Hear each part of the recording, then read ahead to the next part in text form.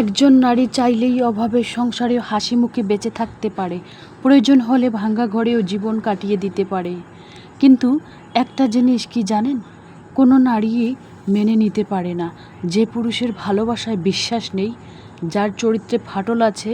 কারণ অভাব মানুষকে কষ্ট দেয়, কিন্তু বিশ্বাসঘাতকতা একজন মানুষকে ভেতর থেকে শেষ করে দেয়। টাকা ছাড়া সংসার টিকে যায়, কিন্তু বিশ্বাস ছাড়া কোনো সম্পর্ক টিকে থাকে না। যে স্বামী চুপ করে থাকে সে কখনোই প্রকৃত স্বামী হতে পারে না। প্রকৃত স্বামী হচ্ছে সেই যে মুখ দেখেই বলতে পারবে আমার স্ত্রী কান্না করছে, সে কষ্টে আছে না দুঃখে আছে। তার মনের ভার হালকা করার চেষ্টা করতে হবেই, তার কষ্টের কারণটা জানতেই হবে আমাকে। আমার জীবনসঙ্গীর কী হয়েছে, সে কেন লুকিয়ে কান্না করে। স্ত্রীর স্বামীর ভালোবাসা এমন হওয়া উচিত। স্বামীর অল্প ইনকামে একজন গ্রামের গৃহিণী হয়ে সেলাই মেশিন চালিয়ে কিভাবে প্রতিদিন 300 থেকে 400 টাকা ইনকাম করি, আলহামদুলিল্লাহ। তো নতুন দিনে নতুন আরেকটি ব্লগ ভিডিও নিয়ে হাজির আমি আপনাদের মাঝে। সাভানা, ভারতের ছোট্ট একটা গ্রাম শীতলকুচি জেলা থেকে বলছি। তো welcome back to my channel. আসসালামু আলাইকুম। তোমরা সবাই কেমন আছো? আমি আশা করি তোমরা সকলেই ভালো আছো। আলহামদুলিল্লাহ আমিও ভালো আছি, আর আমার পরিবার পরিজনদের নিয়ে আলহামদুলিল্লাহ আমি ভালোই আছি। আর আমার প্রাণপ্রিয় কলিজা আপু ভাইয়েরা তোমরা সবাই কেমন আছো? আমি আশা করি তোমরা সকলেই ভালো আছো। তো বরাবরের মতো না ব্লগটা আমি সন্ধ্যা থেকেই শুরু করে দিলাম। তো চলো ব্লগটা দেখতেই থাকো, আশা করি খুবই ভালোই লাগবে।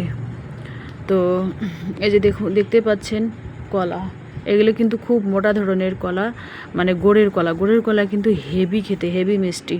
তো স্বামীর অল্প ইনকাম একজন গ্রামের গৃহিণী হয়ে সেলাই মেশিনে সেলাই করে কিভাবে প্রতিদিন 300 থেকে 400 টাকা ইনকাম করি, সেই ব্লগটাই আজকে তোমাদের কাছে আমি শেয়ার করব। তো এখানে দেখতে পাচ্ছেন বাজারটা গুছিয়ে নিচ্ছে। এখানে আছে আলু, কাঁচা লঙ্কা আর কলাটা গুছিয়ে নিলাম। তো যাই হোক, আমার ব্লগ কিন্তু প্রতিদিন বিকাল 4টায় আসে। আমার ব্লগের কোনো না কোনো অংশে ভালো লাগলে সাবস্ক্রাইব করে পাশে থাকবেন। তো এই যে দেখতেই পাচ্ছেন বিছানাটা এবার ঝেড়ে নেব। তো বিছানাটা করাই আছে, শুয়েছিল দুপুরবেলায় হাজবেন্ড, ছেলে ওরা শুয়েছিল, আমি শুয়েছিলাম, একই বিছানায় শুয়েছিলাম। তো ওখানে একটু গল্পগুজব হইলো, একটু আড্ডা হইলো, মোবাইল ঘাটাঘাটি হইলো, একটু ঘুম পারলাম আমি। তারপরে ভাবলাম যে না, ব্লগটা শুরু করা যাক। যেহেতু আমার প্রত্যেক দিনই ব্লগ আসে, তো কোনো না কোনো ব্লগ তো আমাকে শেয়ার করতেই হবে, তাই না?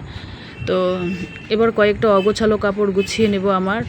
তো যেটা দেখতে পাচ্ছেন ইয়েলো কালারের মানে প্লাজো পরেছি, এটা কিন্তু নিউ ফ্লিপকার্ট থেকে অর্ডার দেওয়া আর কি। তো যাই হোক, মেন টপিকে আসি আর কি।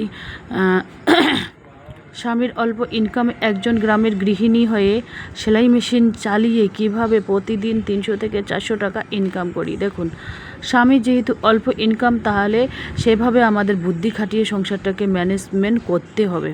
তো যাই হোক, সংসার সামলিয়ে ছেলে মেয়ে হাজব্যান্ড সবাইকে সামাল দিয়ে রান্না খাওয়া যা আছে সংসারে এভরিথিং কাজ সেরে তারপরে কিন্তু আমি সেলাই মেশিনে বসার পর 300 থেকে 400 টাকা আমি ইনকাম করি। আবার ওখান থেকে আমি সঞ্চয় করি। তোমরাও চাইলে আমার মতো করে এভাবে সেলাই মেশিনের কাজ করে কিন্তু মানে টাকা সঞ্চয় করতে পারো, কিন্তু সেই বুদ্ধিটা থাকতে হবে। আর সেলাই মেশিনের কাজ কিন্তু সবাই করতে চায় না, কারণ কোমর লাগে, ঘাড় লাগে, পিঠ টন করে, সবার কিন্তু পছন্দ না। দেখুন, সবাই কিন্তু ইনকাম করে, কিন্তু সবার ইনকামের ধরনটা একটু আলাদা।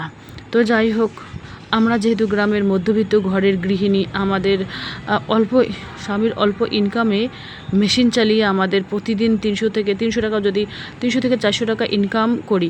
দেখুন, 300 টাকা ইনকাম করলে প্রত্যেক দিনে 9,000 টাকা মাস, 400 টাকা ইনকাম করলে 12,000 টাকা মাসে হচ্ছে 12,000 টাকা। তো যাই হোক, এভাবে আমি ইনকাম করে আমি সঞ্চয় করি। তো তোমরাও চাইলে আমার মতো করে টাকা ইনকাম করে সঞ্চয় করতে পারো। তো চলো ব্লগটা দেখতেই থাকো, আশা করি খুবই ভালোই লাগবে। আর এবার আমি আমার সাদামাটা টেবিলটা একটু গুছিয়ে নিচ্ছি। তো দেখতে পাচ্ছেন এখানে কয়েকটা অগোছালো জিনিস আছে, যেগুলো আর কি লাগবে না সেগুলো আমি ফালাই দেবো, আর যেগুলো লাগবে সেগুলো ওখানেই একটু গুছিয়ে রেখে দেবো, বাস হয়ে যাবে। টেবিলটা একটু একদিন কি করতে হবে, সব জিনিস টেবিলে পারবো, পেরে তারপরে ওই যে প্লাস্টিকটা একটু ধুবো, মানে সার্ফ দিয়ে কলতলায় নিয়ে গিয়ে পরিষ্কার করে ধুয়ে তারপরে শুকিয়ে পা দেবো। আমি এটা করি, মাসকে ফসকে করি আর কি এরকম কাজ, নিজের জন্য সুবিধা হয়, যেদিন আর কি সময় পাই সেদিন আর কি এরকমই করে থাকি। তো যাই হোক, এখন 2-3 দিন নাগাড়ে বৃষ্টি চলছে, বেশ অত গরম নাই, মানে রাত্রিবেলা আর কি ঠান্ডা লাগে। তো যাই হোক, আর বেশি দিন গরম নেই। শ্রাবণ মাস যেহেতু পড়েই গিয়েছে, শ্রাবণ মাসের মনে হয় 3-4 দিন গেল। শ্রাবণ ভাদ্র মাসে 15-20 দিন আর কি গরম থাকবে, তারপরে ভাদ্র মাসে শেষে যেটা বৃষ্টি হবে সেই বৃষ্টিতে কিন্তু ঠান্ডা নেমে যাবে আশ্বিন মাস থেকে। এগুলো হচ্ছে হাজব্যান্ডের ওষুধ, তো এগুলো এখানে গুছিয়ে রেখে দিয়ে, আমারও ওষুধ আছে ওখানে, আমি সাইড করে রেখে দিয়েছি। আমার হচ্ছে অ্যালার্জির ওষুধ, আর হাজব্যান্ডের হচ্ছে খাওয়া রুচির ওষুধ। তো আলাদা আলাদাভাবে রাখতে হবে, নাহলে ওনার ওষুধ আমি খেয়ে ফেলবো, আমার ওষুধ উনি খেয়ে ফেলবে।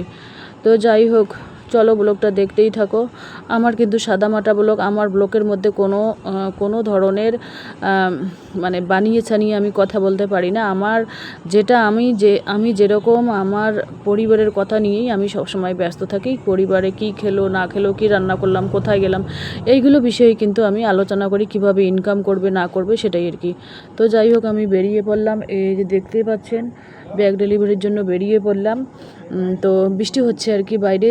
আর দেখুন, আমাদের এটা বড় নদী, এটাকে বলা হচ্ছে বড় নদী। আমাদের ব্রিজটা খুব সুন্দর। এই ব্রিজটা আগে ছিল না, 1.5-2 বছর থেকে আর কি এই ব্রিজটা হচ্ছে। না 1.5-2 বছর তো বেশি হবে মনে হয়, আমারও তো আইডিয়া নেই আর কি। তো দেখুন, রাস্তাঘাট একেবারে ভিজে যাবে, পানি জমে আছে। তো যাই হোক, যতই পানি জমে থাক না কেন, আমাদের সংসারের কাজ কোনো জন্য থেমে থাকে না। ব্যবসা তো করতেই হবে, ব্যবসা না করলে পেটে কী দেবো, এটাই হচ্ছে মেন কথা।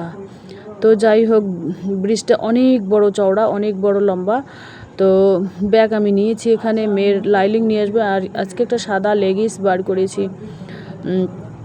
তো এই যে দেখতে পাচ্ছেন ব্রিজ। তো আমাদের এখানে এই ব্রিজের মধ্যে কিন্তু সবাই রিলস বানাতে আসে আর কি।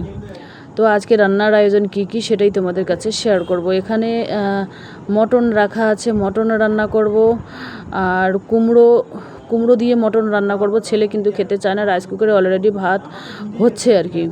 ছেলে কুমড়ো দেখলেই রেগে ওঠে, ও কুমড়ো, কাঁচকলা, ভেন্ডি ওইগুলো খেতে চায় না। আবার শাক, ওইগুলো খেতে চায় না। শাক পাতা তো খেতেই চায় না টোটালি। ও মাছ, মাংস, ডিম ওর ফেভারিট জিনিস হচ্ছে ডিম ভাজা আর আলু ভাজা, বাস। আর এখানে হচ্ছে মেথির পানি, আমি সকালবেলা খালি পেটে মেথির পানি খাই।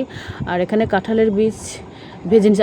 আমি কিন্তু প্রত্যেকদিনে কাঁঠালের বীজই ভেজে নেই নিজে খাবার জন্য আর কি। এখন তো রোদ নেই, মাঝে মাঝে রোদ উঠলে কিন্তু কাঁঠালের বিচিগুলো আমি শুকিয়ে নেই, না শুকলে আবার ভিতরে আবার নষ্ট হয়ে যাবে। এখানে দেখুন, গামলির মধ্যে পানি জমিয়ে রেখে দেই। আর কাঁঠাল প্রত্যেক দিনই একটা করে কাঁঠাল খাই, যেহেতু 4-5টা কাঁঠাল নিয়ে এসেছি সকালবেলা নাস্তা হিসাবে। কাঁঠালগুলো আমার খুব পছন্দ, কিন্তু ছাতু পাওয়া যায় না। ছাতু দিয়ে কাঁঠাল খেতে কিন্তু দারুণ লাগে, জাস্ট অসাধারণ। তো এখানে পানি আমি 1 গামলি রেখেই দিই সবসময়, ওই বাসন টাসন ধোবার জন্য আর কি। তো চলো, আজকের ব্লগ এ পর্যন্তই। ততক্ষণ তোমরা সবাই সুস্থ থাকো, সাবধানে থাকো, টাটা, আল্লাহ হাফেজ। এখন আমি কাঁঠালের বীজগুলো একটু থেতো করে নেব। থেতো করে নিলে খেতে সুবিধা হয়, যেগুলো শুকিয়ে যায় সেইগুলো কিন্তু একেবারে মিষ্টি মিষ্টি লাগে, বেশ ভালোই লাগে আর কি। তো এভাবে আর কি আমি থেতো করে নিচ্ছি। কেউ খেতে চায় না কাঁঠালের বীজ, আমি কিন্তু একাই খাই, আমার খুব পছন্দ, বাদামের মতো লাগে।